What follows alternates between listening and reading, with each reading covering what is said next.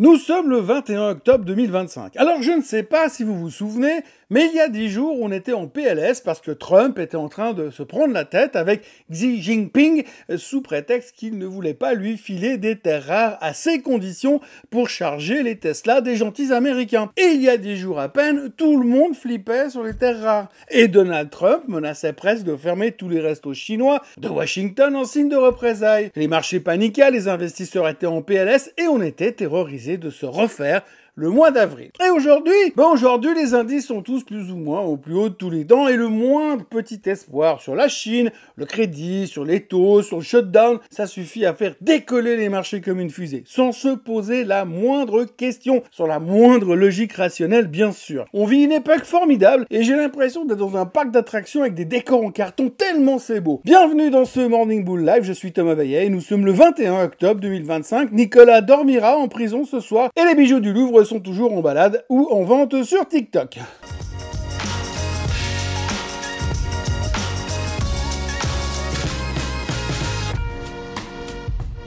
Alors avant toute chose, ce que vous allez entendre et voir dans cette vidéo n'est pas un conseil financier, c'est mon avis, mon analyse et parfois mon humeur du jour. Par contre, si vous voulez comprendre la bourse, là, vous êtes au bon endroit. Hier, si vous aviez tendu l'oreille et écouté attentivement le marché, vous auriez sûrement entendu un grand collectif de soulagement. C'est un énorme soupir de soulagement parce qu'après plusieurs séances d'hésitation, de volatilité, de haut en bas, tu sais pas où tu vas, Wall Street sait offert une vraie séance de hausse, une vraie pour de vrai, une belle, une propre, avec des raisons bien officielles qu'on peut trouver dans le Wall Street Journal ou sur CNBC. Genre la détente commerciale entre Washington et Pékin. Oui, encore. En fait, c'est devenu une tradition tous les débuts de semaine. Trump fait la paix avec la Chine. Bon, il faut reconnaître qu'il fait la paix tout seul et on ne sait jamais pourquoi, mais en tous les cas, ça fonctionne. Cette fois, après avoir menacé Pékin de 100% de surtaxe, Trump a reconnu que finalement, c'était pas viable. Et donc il a dit, j'ai aboyé, j'ai fait du bruit, mais je vais pas mordre parce qu'ils sont sympas ces Chinois. Et puis le panda lunatique la semaine dernière au resto, c'était pas mal,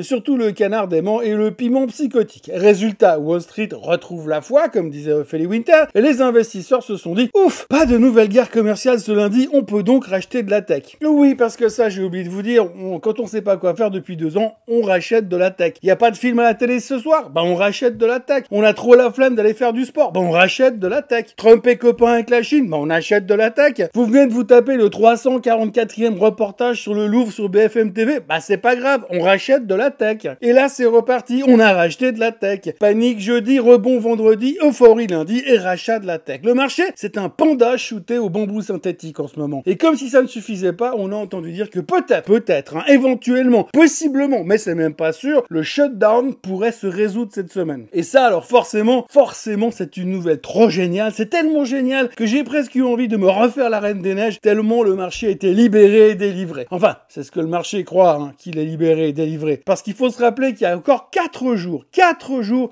on disait l'inverse. Le shutdown, c'est pas grave, ça n'a jamais d'impact sur les marchés. Mais dès qu'il y a plus de shutdown, bam, alors là, tout d'un coup, c'est bullish. C'est assez logique. Non, en fait, c'est pas logique du tout. Ça fait pas baisser quand il y a shutdown parce que c'est pas grave, mais ça fait monter quand il n'y a plus shutdown parce que c'est une bonne nouvelle. Mais d'où c'est une bonne nouvelle si tout le monde disait qu'avant c'était pas important? J'ai un peu de la peine à comprendre l'état psychologique des marchés de temps en temps. Bref, autant vous dire que la logique n'est plus là. Tant que c'est vert à l'écran, tout le monde est content. C'est ce qu'il faut retenir. Concluons donc sur le sujet du shutdown. À ce jour, les États-Unis sont toujours en shutdown. Le gouvernement est paralysé parce que les républicains et les démocrates ne sont d'accord sur rien. Mais il se pourrait qu'un miracle se produise d'ici la fin de la semaine. Pour le moment, vu que tout est fermé, il n'y a pas de chiffres économiques, mais on va quand même publier le CPI vendredi exceptionnellement, parce que c'est beaucoup trop important pour la fête de la semaine prochaine. Donc les gars ont été rechercher les mecs du BLS, vous savez, le Bureau of Labor Statistics, qui sont en pyjama devant Netflix depuis 3 semaines et qui sont pas payés, pour leur demander de vite nous bricoler un chiffre pour savoir où on en est au niveau de l'inflation. Alors quand on sait comment ils sont mauvais quand ils bossent et qu'ils sont payés,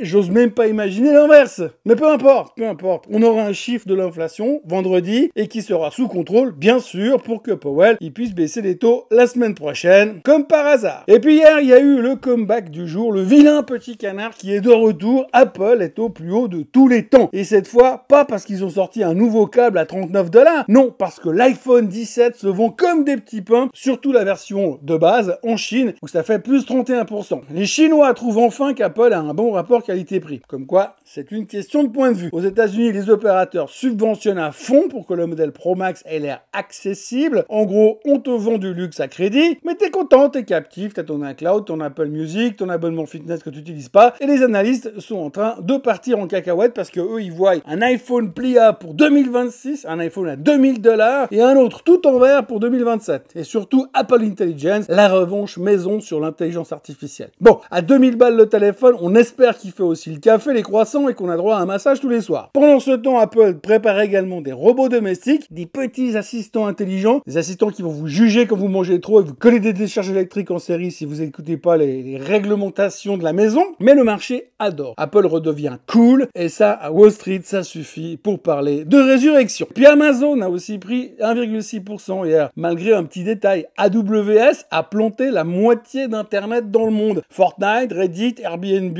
Canva, Roblox, tous down pendant des heures. Mais bon, quand tu t'appelles Amazon, tu peux planter le web et quand même finir en hausse dans la journée. Ça, c'est le privilège de faire partie des Magnificent Seven. Et puis, dans la catégorie mauvaises nouvelles qui font du bien, Zions Bancorp a annoncé une fraude de 50 millions il y a quelques jours, mais un bénéfice hier de 222 millions. Résultat, le titre a repris quasiment 5% hier soir, après s'être pris 15% dans les dents la semaine dernière sur cette perte de 50 millions. Zions a tout passé en perte et profit, déposé plainte et promis que c'était un cas isolé. Et pendant ce temps, Western Alliance, qui avait prêté de l'argent aux mêmes escrocs que Zions, a aussi pris 4%. Et finalement, ce qu'il faut tenir à Wall Street, c'est que tant que la fraude est bien gérée, tout va bien. Et pendant ce temps-là, à Paris, c'est toujours le bordel, entre un gouvernement dont on va arrêter de faire des commentaires, un ex-président en tôle invité à dîner à l'Elysée, et la dette française qui se fait dégrader, et le Louvre qui est fait open bar.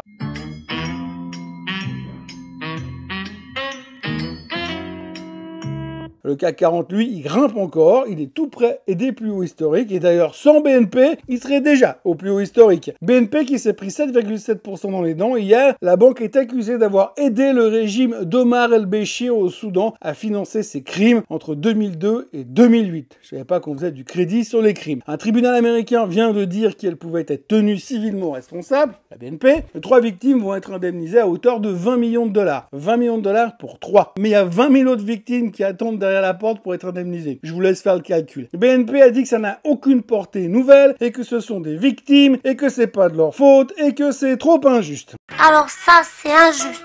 C'est vraiment trop injuste. Le marché, lui, il a entendu, bah c'est pas fini, on a ouvert la boîte de Pandore. En Asie, ce matin, c'est plus ou moins la fête, la paix commerciale entre Trump et Xi redonne le sourire aux traders, et au Japon, le Nikkei s'est envolé parce que Sanae Takaichi pourrait devenir la première femme Premier ministre, et ensuite, le marché s'est pété la gueule parce que Sanae Takaichi est devenue la première femme Premier ministre à 7h53 ce matin. Oui, parce que comme le marché a pris 10% en anticipation, bah maintenant, va bien falloir prendre les profits et délivrer de vrais changements du côté politique. Et dans les pépites du jour, eh bien, on notera aussi que les minières australiennes s'envolent après un deal de 8,5 milliards entre Washington et Canberra sur les métaux critiques, encore eux. Iluka, Pilbara, VHM, Alcoa, tout le monde s'envole. Et tout ça pour réduire la dépendance à la Chine, bien sûr. Et pendant ce temps-là, les ETF à levier explosent aux États-Unis. 701 produits recensés, 2 fois plus qu'il y a 3 ans. L'appétit pour le risque est totalement de retour et il a super faim. Sauf que là, pendant que tout le monde célèbre le bull market, le marché du crédit à effet de levier, lui, il commence à craquer dans tous les coins. Premier défaut, on a vu l'autre jour, Tricolor, First Brands. Au total, les pertes s'alignent autour de 4 milliards selon les chiffres et tout le monde s'en fout parce que greed is good. Pour le reste, on continue la saison des résultats avec L'Oréal, Vivendi, Eurofins, Unicredit en Europe et puis du côté US, ça va commencer à chauffer avec GE Aerospace, RTX, Intuitive Surgical, Lockheed Martin, Northrop, 3M, GM, Coca-Cola et Philip Morris. Et ce soir, after close, il y aura Netflix, enfin du sport. Il y aura aussi Texas Instruments, mais ce sera moins drôle, à moins qu'il se lance dans l'intelligence artificielle avec Apple. Bref, on est en plein délire euphorique, les marchés montent parce que Trump a souri à Xi, parce que Apple vend des téléphones qui coûtent un rein,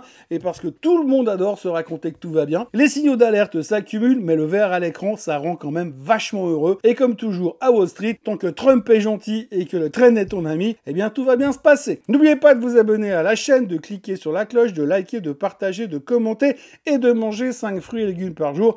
Nous, on se voit demain. Très bonne journée. Bye bye. Ce contenu s'adresse aux personnes familières avec les marchés financiers et les instruments financiers et est fourni à titre informatif uniquement. L'idée présentée, y compris les commentaires de marché, données de marché et observations, ne constitue pas un produit de recherche de la part d'un département de recherche de Swissquote ou de ses affiliés. Ce matériel vise à mettre en lumière les mouvements du marché et ne constitue en aucun cas un conseil en investissement juridique ou fiscal. Si vous êtes un investisseur particulier ou si vous manquez d'expérience dans le trading de produits financiers complexes, il est recommandé de consulter un conseiller agréé avant toute décision financière. Ce contenu n'a pas pour objectif de manipuler le marché ni d'encourager un comportement financier spécifique. Swissquote ne garantit en aucun cas la qualité, l'exactitude, l'exhaustivité ou l'absence de violation de ce contenu. Les opinions exprimées sont celles du consultant et sont fournies à des fins éducatives uniquement. Toute information liée à un produit ou à un marché ne doit être interprétée comme une recommandation d'une stratégie d'investissement ou d'une transaction. Les performances passées ne garantissent pas les résultats futurs. Swissquote, ses employés et représentants ne sauraient en aucun cas être tenus responsables de tout dommage ou perte, directe ou indirecte, résultant des décisions prises sur la base de ce contenu. L'utilisation de marques ou de noms commerciaux de tiers est uniquement à titre informatif et n'implique aucune approbation de la part de Swissquote, ni que le propriétaire de la marque a autorisé Swissquote à promouvoir ses produits ou services. Swissquote est la marque commerciale regroupant les activités de Swissquote Bank SA, régulée par la FINMA, Swissquote Capital Markets Ltd, régulée par la SISEC, Swissquote Bank Europe SA, régulée par la CSSF, Swissquote Ltd, régulée par la FCA, Swissquote Financial Services Ltd, régulée par la MFSA, Swissquote MEA, régulée par la DFSA, Swissquote PTE Ltd, régulée par la MAS, Swissquote Asia Limited, licenciée par la SFC, et Swissquote South Africa Ltd, supervisée par la FSCA. Les produits et services de Swissquote sont destinés uniquement aux personnes autorisées à les recevoir conformément au droit local. Tout investissement comporte un risque. Le risque de perte en tradant ou en détenant des instruments financiers peut être important. La valeur des instruments financiers, y compris mais sans s'y limiter actions, obligations, crypto-monnaies et autres actifs, peut fluctuer à la hausse comme à la baisse. Il existe un risque important de perte financière lors de l'achat, de la vente, du staking ou de l'investissement dans ces instruments. Swissquote ne recommande aucun investissement, transaction ou stratégie en particulier. Les CFD sont des instruments complexes comportant un risque élevé de perte rapide en raison de l'effet de levier. La grande majorité des comptes de clients de détail subissent des pertes en capital lors du trading des CFD. Vous devez vous assurer que vous comprenez le fonctionnement des CFD et que vous pouvez vous permettre de prendre un risque élevé de perte. Les actifs numériques ne sont pas régulés dans la plupart des pays et les règles de protection des consommateurs peuvent ne pas s'appliquer. En tant qu'investissement hautement volatile et spéculatif, ils ne conviennent pas aux investisseurs ayant une faible tolérance au risque. Assurez-vous de bien comprendre chaque actif numérique avant de trader. Les crypto-monnaies ne sont pas considérées comme une monnaie légale dans certaines juridictions et sont soumises à des incertitudes réglementaires. L'utilisation de systèmes basés sur Internet peut entraîner des risques importants, notamment mais sans s'y limiter la fraude, les cyberattaques, les pannes de réseau et de communication, ainsi que le vol d'identité et les attaques de phishing liées aux cryptoactifs.